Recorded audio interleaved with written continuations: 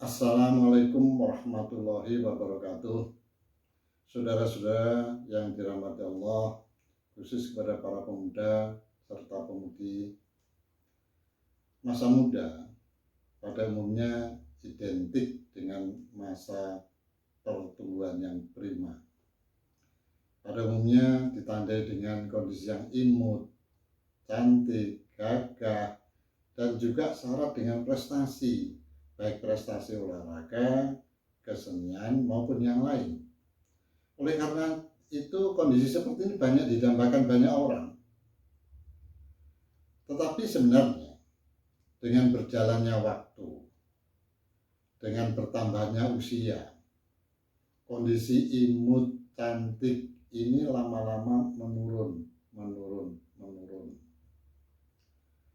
Sehingga yang tadinya cantik itu lalu kemudian akan berkurang dengan kondisi yang mulai muncul keriput-keriput, muncul kondisi yang tidak segar, badan yang loyo dan sebagainya. Oleh karena itu lalu banyak orang yang resah, khususnya wanita yang masih mendambakan kondisi yang seperti dulu. Walaupun sebenarnya ini juga tidak salah, karena seperti difirmankan oleh Allah dalam surat Ar-Rahman ayat 70, dikatakan bahwa dalam surga itu terdapat bidadari-bidadari yang baik-baik dan cantik-cantik.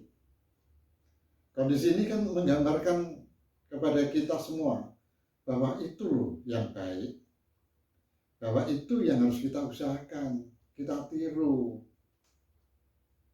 Oleh karena itu, dengan menurunnya kondisi fisik semacam itu, lalu banyak orang yang berlomba-lomba mencari berbagai bentuk perawatan, baik perawatan wajah maupun perawatan tubuh, baik menggunakan fasial, baik menggunakan bahan kimia, bahkan sering mengeluarkan uang yang cukup besar karena misalnya harus operasi plastik. Saudara-saudara sekalian yang dirahmati Allah, bicara tentang awet muda sebenarnya juga prinsipnya hampir sama, bahwa banyak orang yang mendambakan kondisi yang masih prima, masih seperti dulu, masih kuat, masih berprestasi, atau gambaran fisiknya itu yang diinginkan adalah lebih muda dari usia yang sebenarnya.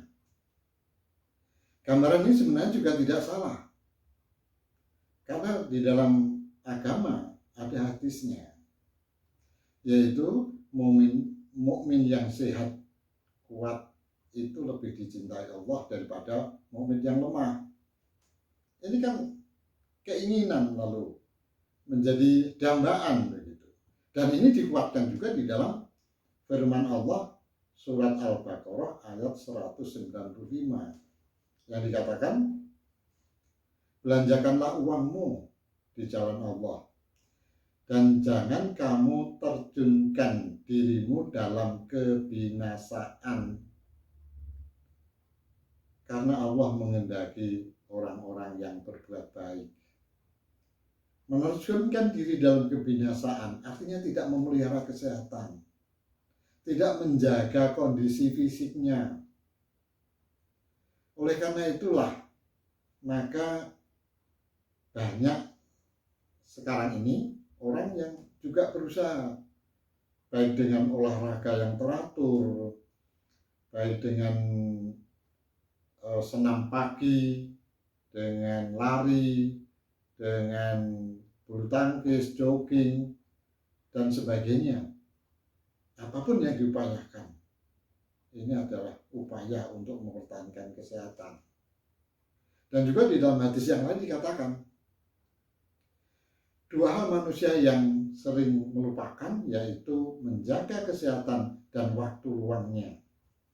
Oleh karena itulah dengan cara-cara tersebut sebenarnya cara yang dibenarkan, oleh agama, dan juga itu dilakukan sesuai dengan ketentuan atau aturan-aturan atau ajaran-ajaran yang telah diberikan kepada mereka.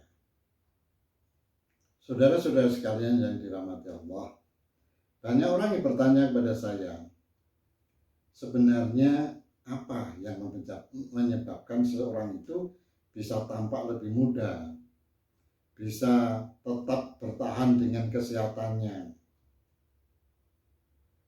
Ada banyak faktor menurut buku ekologi kesehatan yang saya pelajari, bahwa awet muda atau lebih luas lagi kesehatan itu sebenarnya ditentukan oleh banyak faktor, antara lain adalah faktor genetis, faktor kejiwaan, dan faktor lingkungan. Karena faktor 3 ini, maka sebenarnya lalu banyak sekali turunan-turunannya atau variabel-variabelnya lalu menjadi banyak. Namun kali ini saya akan sampaikan 2 hal saja yang saya anggap keduanya mempunyai peran penting dalam mempertahankan kesehatan atau mempertahankan awet muda atau mempertahankan kondisi fisik yang gagah, yang cantik tadi. Ada 2 hal yang saya anggap penting, yaitu yang pertama adalah daya hidup manusia, dan yang kedua adalah faktor kejiwaan. Daya hidup manusia, saya akan bahas yang pertama dulu. Itu adalah sebenarnya merupakan kandungan protein katalisator yang ada di dalam tubuh. Di dalam perkembangannya semua makhluk hidup itu, apakah itu tumbuhan, apakah hewan, apakah manusia, itu selalu menggunakan energi, dan energi itu diperoleh dari asupan yang diterimanya. Sudah barang tentu asupan untuk tumbuhan, untuk hewan, dan manusia itu berbeda. Khusus untuk manusia, asupannya adalah makanan. Nah, energi yang diperoleh dari makanan itu didapat karena ada pencernaan, karena ada metabolisme, dan setiap proses dalam metabolisme itu atau dalam pencernaan itu selalu menggunakan katalisator yang disebut dengan enzim. Tanpa enzim maka reaksi tidak terjadi dan energi tidak diperoleh, lalu kita tidak punya tenaga. Oleh karena itu banyak orang yang mengatakan no enzim, no life. Tidak ada enzim, tidak ada kehidupan lagi. Karena itu lalu banyak juga yang menyebut itu sebagai daya hidup seseorang. Nah, sekarang pertanyaannya, dari mana diperoleh enzim atau protein katalisator atau daya hidup tadi? Ada 2 sumbernya. Yang pertama adalah bawaan lahir. Itu didapat dan diperoleh karena anugerah Allah Subhanahu wa taala. Setiap orang ada jatahnya sendiri-sendiri. Bisa berbeda satu dengan yang lain.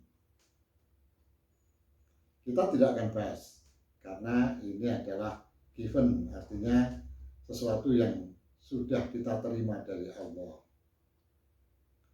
Sumber yang kedua adalah berasal dari input makanan nabati. Sudah barang tentu yang merupakan input makanan nabati itu makanan yang masih segar, yang masih banyak enzimnya, yang berasal dari diversity atau keanekaragaman yang tinggi, baik itu sayur-sayuran maupun buah-buahan. Kalau sekarang dikatakan ada anjuran pemerintah untuk mempertahankan makanan yang berimbang, itu benar.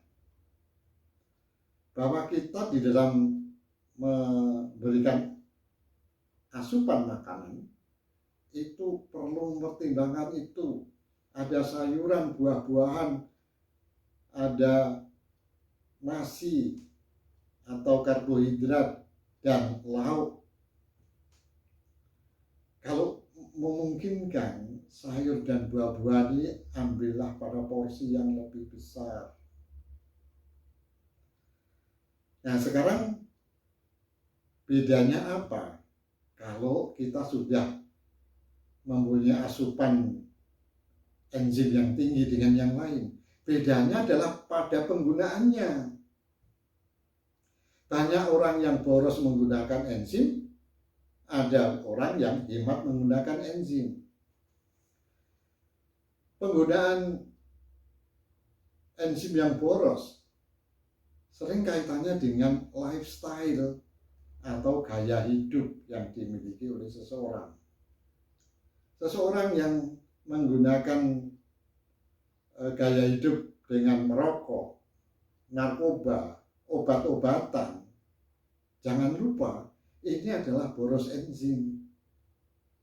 Termasuk kalau kita mengkonsumsi banyak daging. Ini memerlukan enzim yang banyak. Sebaliknya, kalau kita bisa mengurangi hal-hal seperti itu, maka enzim kita akan tersimpan. Akibatnya, kalau kita bisa menghemat enzim, maka kondisi badan kita itu tetap segar, tetap sehat, imunitas kita tinggi. Tapi kalau banyak orang menggunakan enzim dengan boros, maka akan kelihatan raut muka sudah loyo, raut muka sudah tidak cerah lagi, tidak glowing istilahnya sekarang. Sehingga kita temui banyak teman-teman kita masih muda sudah ubanan, sudah keriput. Itu karena boros enzim. Itu karena menggunakan makanan-makanan yang boros enzim untuk melakukan proses pencernaannya. Termasuk juga minuman. Banyak minuman-minuman kita seperti susu, seperti minuman-minuman yang mengandung zat aditif, itu memerlukan enzim sebagai protein katalisator. Maka tugas kita sebenarnya adalah bagaimana kita menghemat itu. Kita banyak temui di beberapa rumah sakit itu. Ada orang-orang sakit masuk di ICU dengan kondisi yang menurut laboratoris, kondisi laboratorium itu semuanya sudah bagus. Tetapi toh akhirnya tidak bisa bertahan. Saya duga ini enzimnya sudah habis. Bahkan diberi asupan makanan melalui hidung saja tidak bisa tercerna. Saudara-saudara yang dirahmati Allah, faktor kedua yang menyebabkan kita itu sehat apa tidak, yaitu faktor kejiwaan. Dalam buku Ekologi Kesehatan disebutkan bahwa orang atau manusia hidup itu dipengaruhi oleh dua komponen saraf, yaitu saraf parasimpatetik dan saraf simpatik. Saraf simpatetik itu adalah kumpulan saraf yang bersifat regeneratif, mengganti sel-sel baru yang rusak. Tetapi kalau saraf simpatik itu adalah bersifat degeneratif, artinya merusak sel-sel yang ada. Lalu apa penyebabnya? yang satu aktif, yang satu tidak aktif, atau sebaliknya. Sel-sel regeneratif yang dikoordinasi oleh saraf-saraf parasimpatetik itu adalah aktif apabila dalam kondisi yang bahagia, yang gembira, yang senang, yang bersemangat. Pada kondisi itu, saraf-saraf itu lalu aktif untuk regenerasi sel, sehingga itulah yang menyebabkan seorang itu masih bertahan awet muda, bertahan dengan kondisi yang prima. Sedangkan kalau orang itu sedih, susah, tidak bersemangat, itu lalu yang aktif itu adalah sel-sel yang bersifat degeneratif atau saraf-saraf yang memicu terjadinya degeneratif sel. Oleh karena itu dalam istilah Jawa sering disebutkan dia itu sedang ngenes. Ngenes itu artinya dalam kondisi susah, lalu banyak sakit-sakitan dan akhirnya tidak tertolong. Banyak orang bilang yang mengatakan bahwa kalau kita sehat, kalau kita itu bisa bekerja dengan baik, maka nanti kita akan gembira. Mohon maaf, ini keliru. Kita harus gembira dulu, baru kita akan menjadi sehat. Ini terbalik pengertian tadi. Oleh karena itu, kepada saudara-saudara sekalian, saya ingatkan, saya mendasarkan diri pada buku Ekologi Kesehatan itu bahwa kita memang harus selalu bergembira. You are what you think. Kalau kita berpikir gembira, insya Allah kita akan menjadi sehat, imunitas kita tinggi. Satu hal yang penting lagi, yang ini merupakan endingnya, yaitu kita harus tetap bersyukur. Kita tetap menjaga mindfulness. Bersyukur terhadap apapun yang kita hadapi. Saya tidak akan banyak menyinggung masalah mindfulness ini, karena banyak hal yang ada di dalam mindfulness itu. Ada mindfulness untuk breathing, ada mindfulness untuk walking, ada mindfulness untuk eating. Itu ada caranya sendiri. Tapi prinsipnya, hal-hal yang bersifat mindfulness itu, atau kita bisa bersyukur itu, kita bisa menghadirkan Allah dalam setiap kegiatan kita. Insya Allah, kalau hal-hal tersebut yang saya sampaikan kita bisa lakukan bersama, insya Allah kita akan tetap awet muda, sehat, dan dalam kondisi yang seperti kita inginkan, lebih muda dari usia kita. Mudah-mudahan ada gunanya buat kita semua. Billahi taufik wal hidayah. Wassalamualaikum warahmatullahi wabarakatuh.